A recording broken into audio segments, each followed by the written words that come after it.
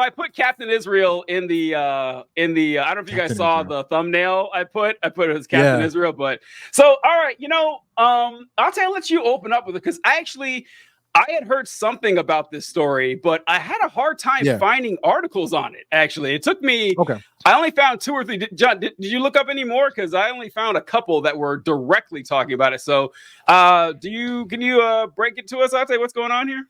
Yeah, absolutely. So here's the skinny, right? And because so what was it?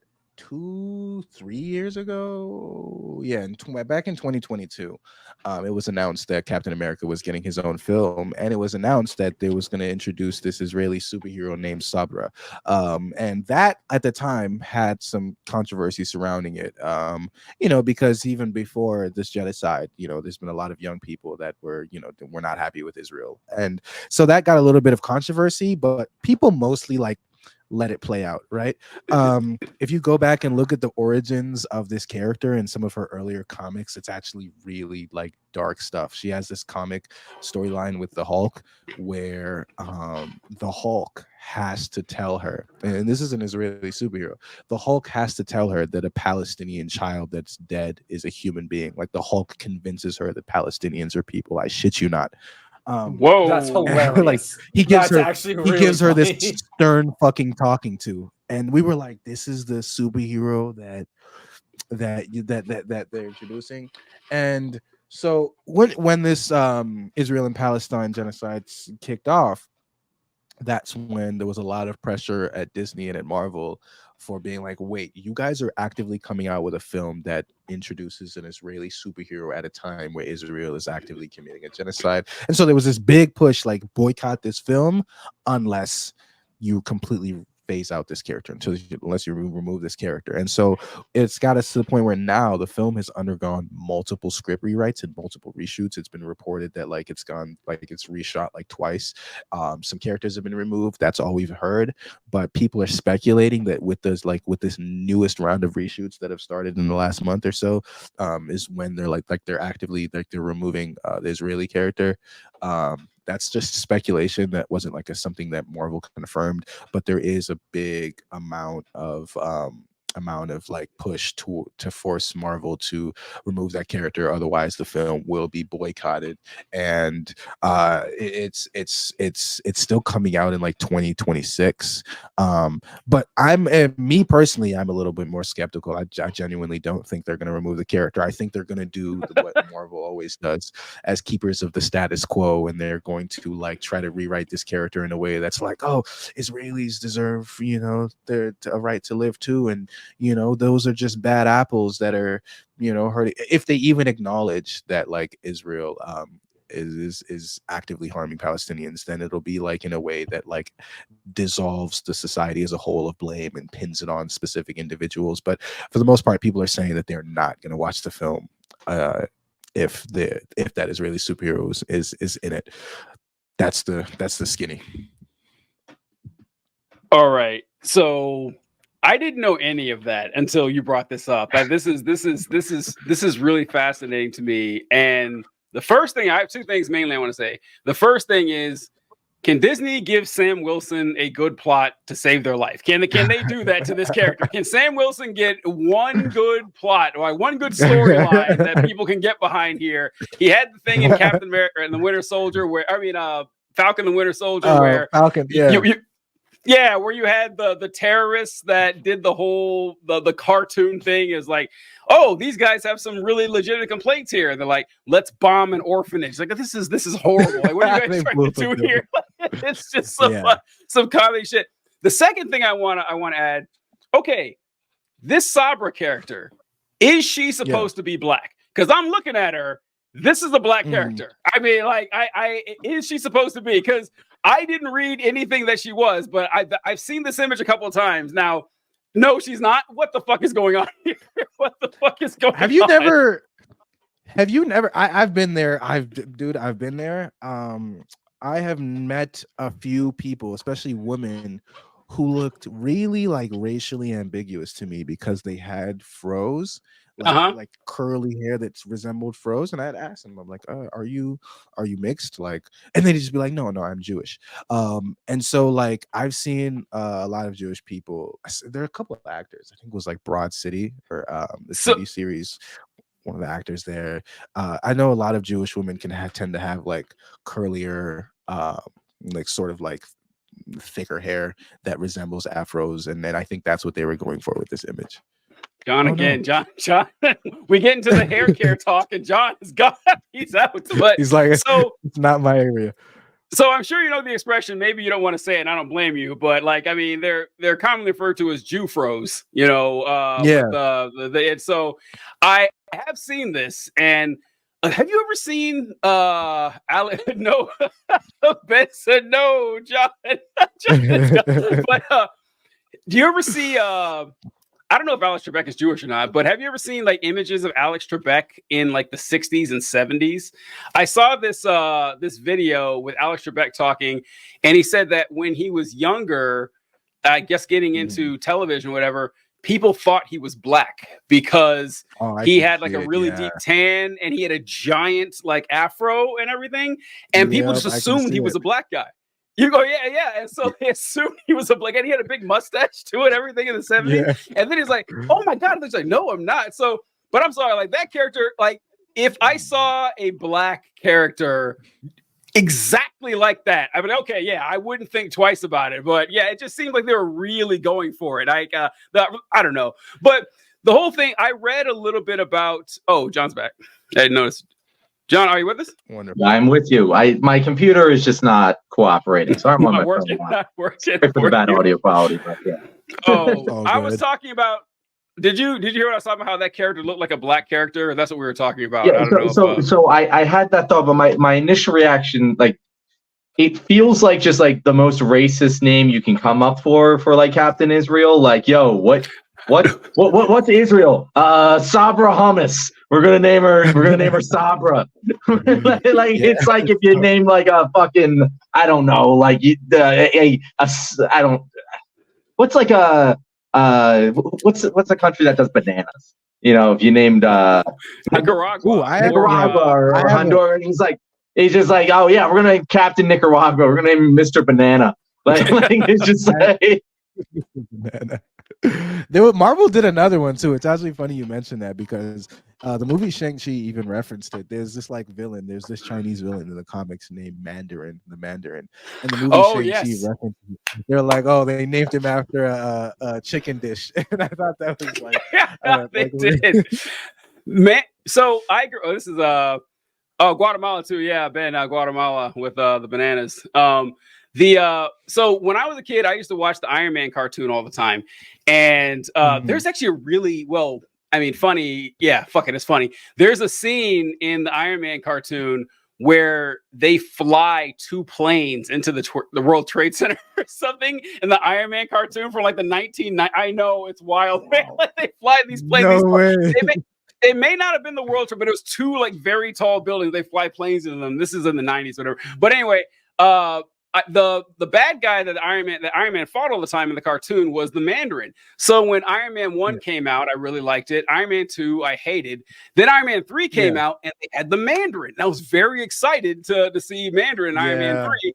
And then, it was, actually, it's just some actor. I was like, fuck you guys. I was looking forward to seeing Mandarin. So I was happy that we did get Mandarin in Shang-Chi, but they gave him a different name. It was like, yeah, by the way, it's kind of racist. You named him Mandarin or some shit. That's true. It's kind of fucked up.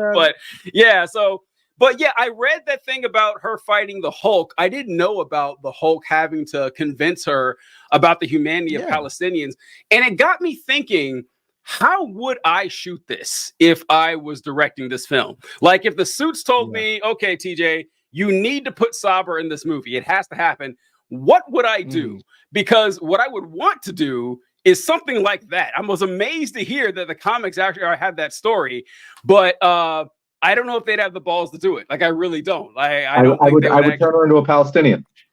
I would turn her into a Palestinian and tell them to make me stop. Yeah, That's and that's really the only way you can do it. Go ahead. yeah.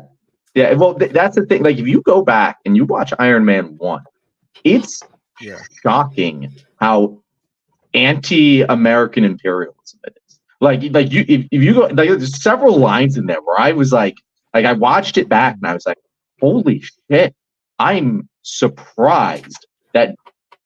I mean, I guess it wasn't Disney at the time. It wasn't Disney at the time, but like I was very surprised that like that is how it went down.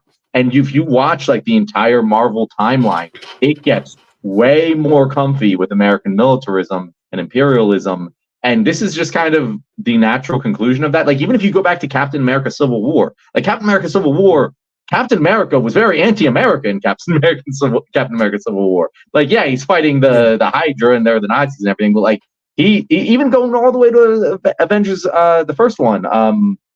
First one is Infinity War. Like, he's kind of anti-America. Like, he's anti-establishment. And it's like there's nothing more fucking establishment than sending your token black Captain America to fight with your Israeli Captain of Israel against who I also heard, correct me if I'm wrong here, that Giancarlo Esposito, or Giancarlo, however you say his name, the Gus from Breaking Bad, is supposed to play a villain. So it's like, clearly you're sending Captain America and Captain Israel to fight who's obviously going to be some like socialist dictator of a South American country, and like put down their social, like that's what the fucking stoots want. Like, it's going to be the worst movie. This might be one of the worst movies ever made. Because it's going to be really, really bad.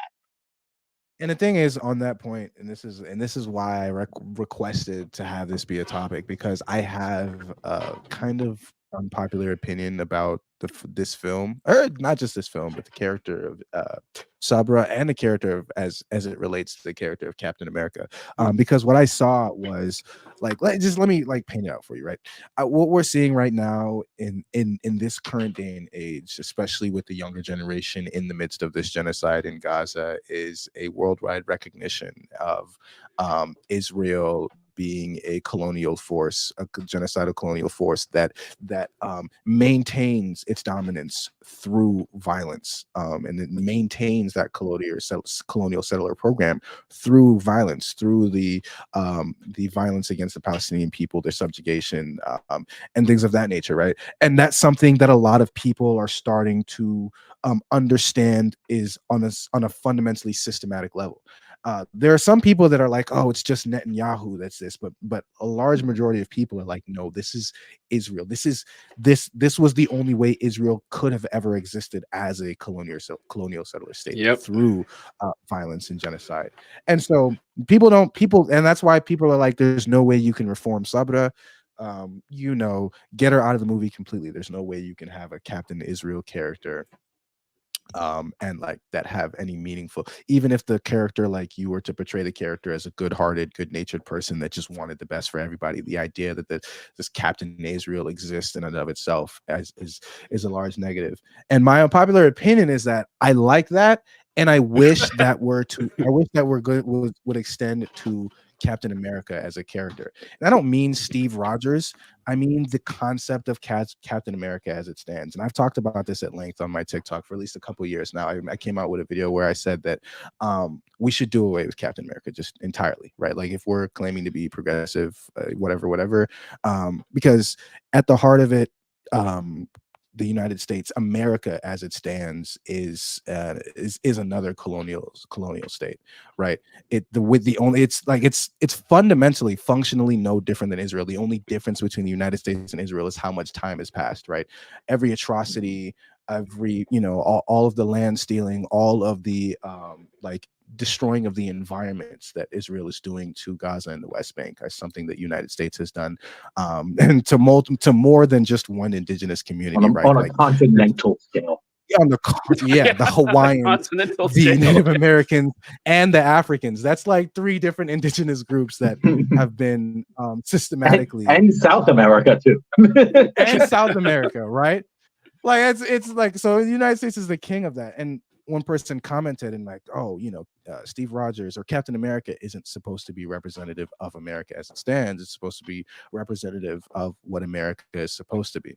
And I never really liked that that argument, because there is no such thing as what America is supposed to be. America doesn't exist without all the things that I just mentioned. That's not America as it's supposed to be. Is a bunch of like native communities who run the land, right? Like America as it's supposed to be, as a concept of freedom and justice, is not compatible with, like, America is not compatible with the concepts of freedom and justice that Steve Rogers fight for. So I really liked when Steve Rogers was Nomad, and where he was like anti-government, you know, fuck the system. That was when Steve Rogers was at his best. But anytime he dons that red, white, and blue, because here's the thing, the Israeli flag, the Nazi flag, the rising sun flag of Japan, of Imperial Japan, and the United States flag are all sitting in the same genocidal boat. Like there's really not much material difference between the active harm that those flags and what those flags mean have caused to so many communities globally, that I can't in good faith be like, oh, that Nazi flag, you can never reform a Nazi flag. And then at the same time, like, imagine a superhero that wears red, white, and blue, that star-spangled banner across his chest. And so that's my unpopular opinion, that if we're doing away with Sabra as a concept in terms of superheroes, in terms of what superheroes mean, justice, yada yada yada, then we should do away with any superhero that dons a flag on their chest in the first place. Because I just think that as socially, as a society, we've intellectually moved past that. It made sense during the 1940s when Captain America was created by Jewish people, by the way, as a sort of golem during what was going on. Yeah, Captain America was created by the Jewish people as a political protest against Nazi Germany, and that's why, like, in Captain America's very first issue, he's punching Hitler. It was it was a political decision that made sense for the time, but in the year of our Lord 2024, when we recognize that there was never really that big of an ideological difference between what the U.S. was doing and what not the Nazi Germany was about, we can do away with it. That's my unpopular opinion. Yo, man. So I remember I had Ate come on my channel a long time ago, and we had a conversation, and we were just talking about, you know, various media property and stuff. And he dropped this bomb on me, and I will never forget it, where he was talking about, he's like, Captain America is a terrible. I was like, what? I love Captain America. He's like, yeah, you're talking about like a super soldier wearing a flag on his chest, beating the shit out of people. I was like, oh my God, when you put it that way, you're like, he's dispatched all around the world to beat the shit out of people. He's the ultimate man. I was like, oh, like the more you like really, it's like you think about Batman too long, it's really problematic real quick, you know? It gets weird, it gets real weird. And so, it's like, TJ, the difference between the very important difference between TJ and between TJ and Captain America.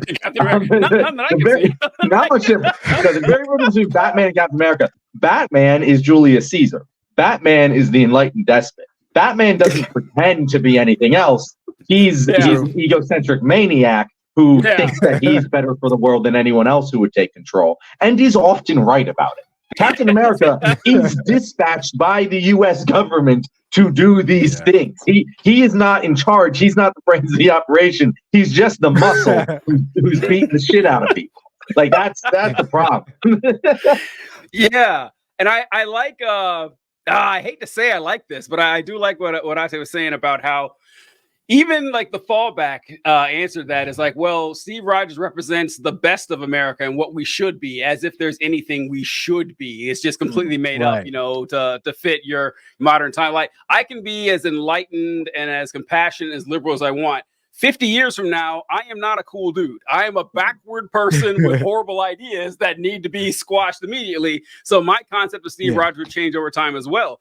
And then it's kind of like you say, you liked when Steve Rogers was Nomad, and it's in a weird way that John Walker is a better representation of Captain America, because this is actually what we're going for here. And then you were talking about people who wear the stars and stripes and how that should be a tip off that it's a bad superhero. And it's funny because you immediately do it with Homelander. Like, even if you had never, like, before you see one scene, like, okay, this fucking guy is wearing an American flag as a cape. He's got this guy is obviously, you know, an evil shill. But we're like, oh, it's Steve Rogers, awesome.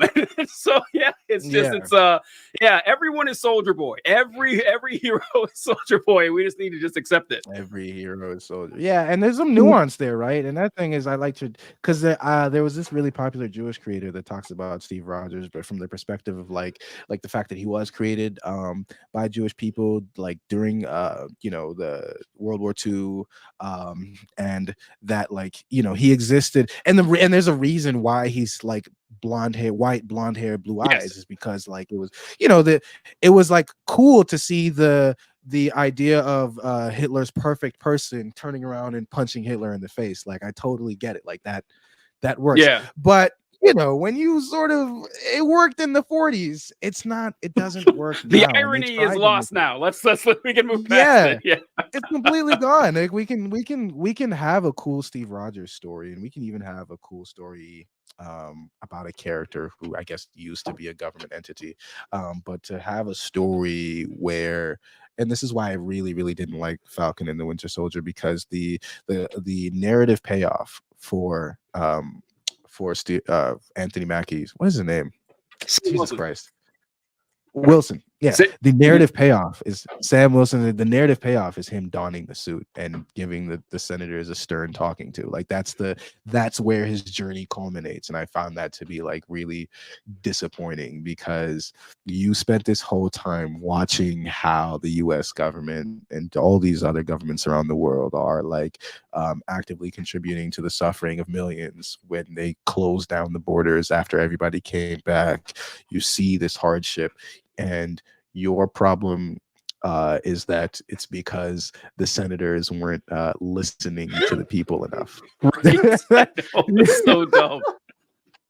He said, I love that speech because it's so funny and how earnest it is and how silly it is. He's like, are those people in the room with you when you guys are making those decisions? Well, maybe they should be. And then they're like, oh, geez, I'm so sorry. I never thought of it. Oh God, very good. that was so cheesy. I'm so glad that you are taking, because I have been on the fuck Captain America bandwagon. Like I've been on this I've been on this since like I was in high school. Like I've never understood the appeal of Captain America. He's just a strong dude with a shield who represents America. Like, could you make a more boring superhero? No. Like Nomad is an interesting superhero. Captain America is so fucking dumb, and I wish that more people. I don't understand. I genuinely don't understand the fundamental appeal of the character. Like again, during the 40s, I get it. Nowadays, like strong dude, America, cool. Like, what the fuck? One more point on that is that I remember when Captain America: The Winter Soldier came out, and I think a lot of progressives wanted so badly for that movie to be like this big revolutionary, film about fuck the government, communist ideals. But I've seen that movie like 9 times. I love it. It's a great film. I enjoy watching it. But politically speaking, it's tame as fuck. People were talking about it like it was like this, like the Communist Manifesto, like it was gonna, but because they'll say, it is a great movie, but the Communist Manifesto is not. That's the film where people will be like, oh, Captain America, he took a stand. How could you say that Captain America shouldn't exist? He took a stand against the government. He doesn't represent the United States because he fought against the government in that film, and he went as a lone, ranger. And those ideas like would be cool if not for the fact that when in the beginning of the film, Captain America was speaking to Nick Fury about this whole plan that they're going to have those helicarriers and they're going to be able to eliminate a lot of threats before they even start. That's really cool. That's really cool. We got some real politics going on here, right? We got some real surveillance state situation going on here. We got some quasi-fascism at play. Captain America's ideologically opposed to it. Okay, something's brewing here. And then the whole narrative is undercut when you find out halfway through the film that no, it's not the American government doing it. It's not the system. It's a bunch of Hydra troops. It's a bunch of secret Nazis. And I don't mean like Nazis in a fascist way. I mean like actual Hitler supporters that snuck into the US government. And if we just get rid of them, everything will be fine. And so the entire message was undercut halfway through the film, and it completely fell flat for me. And you just brought you immediately, like, I thought of Ben's comment where he was like, yeah, and not to make fun of you, Ben, but like he was like, yeah, the it's a conspiracy theory. The Nazis came over from Germany. Exactly what I said. Like, that's the reductionist view that is exactly demonstrated in Captain America: Civil War, which again, great fucking movie. Probably Great my film. favorite It's Marvel amazing. movie. Like, it is easily top 3, I think, in everyone's mind. But like, yeah, it is not Communist Manifesto. It is not. That is for sure. I want to add one more thing in that with Hydra is that I don't. Oh my God, is Matt Powell official? Oh shit! Oh, our king is back. We'll get to him. The king is back. But so I wanted to mention that one thing I don't like that Marvel does is the existence of Hydra. It bothers me because like they're Nazis. We all know. It's like, I mean, like, maybe you don't want to say the word Nazi in a comic book, but when literally everyone watching knows you're talking about Nazis, just to say Nazis, like, hey, John left again, but it's a World War II film. You know, you're fine. Yeah. You have references to Hitler. Just like, is Hydra worse than the Nazis? Am I supposed to believe that Hydra is somehow, you know, like these ultra Nazis or something? Just say fucking not. I don't know. It bugs me that they hide behind the Hydra thing. I don't understand. What's crazy about that? What? We know what's crazy about that. Go back and watch the first Captain America film. Red Skull.